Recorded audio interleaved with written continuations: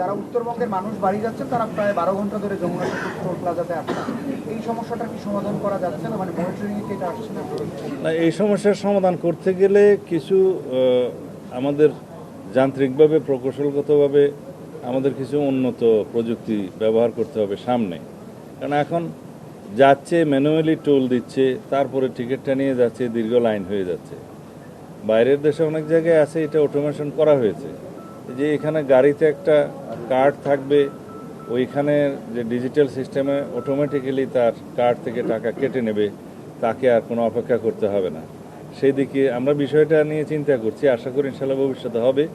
ব্যবহারকারীদেরকে যদি একটা ইনসেন্টিভ দেওয়া হয় তাহলে হয়তো তারা উৎসাহিত হবে সেগুলো ব্যবহার করার জন্য। আগে সরকারের তরফ থেকে সেই ব্যবস্থাটা নিতে হবে, সেটা আমি সড়ক পরিবহন মন্ত্রণালয়কে পরামর্শ দেব।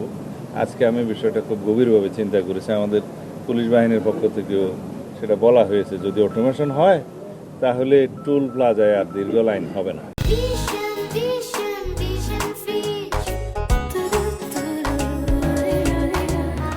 জঙ্গল সলিমপুর সহ অন্যান্য জায়গায় যেখানে র্যাবের উপরে এবং পুলিশ বাহিনীর উপরে আক্রমণ হয়েছে, সেটা আপনাদের মতো আমরা খুব গভীরভাবে দেখেছি এবং এর উপরে আমরা অ্যাকশন নিচ্ছি। সেটা আপনাদের সামনে যখন দৃশ্যমান হবে, হচ্ছে ইতিমধ্যে, তখন আপনারা দেখতে পাবেন। আমরা এটা এই জন্যেই এটা অনুমান করতে পারি, দীর্ঘ 17 বছর দেশে কোনো আইনের শাসন ছিল না, দুর্বৃত্তায়নের একটা মহামারী ছিল। তারা মনে করেছে জঙ্গল সলিমপুর আমরা যেভাবে একটা রাষ্ট্রের ভিতরে রাষ্ট্র হতে দেখেছি, সেটাকে যখন আমরা আইনশৃঙ্খলা রক্ষাকারী বাহিনীর নিয়ন্ত্রণে আনতে পারলাম, ওখানে একটা যৌথ অভিযান চলেছে, অনেক অস্ত্র উদ্ধার হয়েছে, অনেক দাগি আসামি গ্রেফতার হয়েছে। সেখানে আমরা যখন ঘোষণা করেছি যে পুলিশ একাডেমি করা হবে, র্যাবের জন্য একাডেমি করা হবে, এবং আমাদের পুলিশ বাহিনীর ক্রীড়া কমপ্লেক্স অন্যান্য বাহিনীর বিজিবির এবং এপিবিএনের পারতপক্ষে আমরা আরও অনেক, যেহেতু আমাদের সংস্থা অনেক আছে, তাদের সবাইকে ওখানে অ্যাকোমোডেট করব। ওইখানে চট্টগ্রাম জেলা মানে কারাগার স্থানান্তর হওয়ার কথা আগে থেকেই।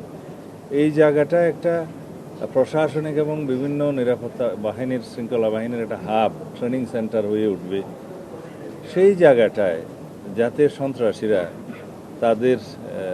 তাদের যে আড্ডা ছিল সেটা আবার পুনরায় রাখতে পারে, সেজন্য তাদের চেষ্টা আছে। তবে তারা যে উদ্যত্ত আচরণ করেছে, যে দুঃসাহস দেখিয়েছে, সেটা আমরা খুব কঠোরভাবে নিয়ন্ত্রণ করব আগামী দিনে। আমি এখনই পরিকল্পনা ফাঁস করতে চাই না। ইনশাআল্লাহ দেশে আইনের শাসন প্রতিষ্ঠা হবে, সন্ত্রাসীদের অভয়ারণ্য যেখানে থাকুক সেগুলো নির্মূল করা হবে।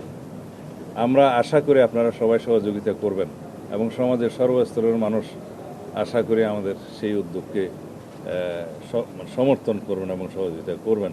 আমরা এই দেশে কোনোভাবেই সন্ত্রাসী, মাদক ব্যবসায়ী এবং চাঁদাবাজি এগুলো কোনো স্থান দেব না। এই ব্যাপারে আমরা জিরো টলারেন্সে আছি।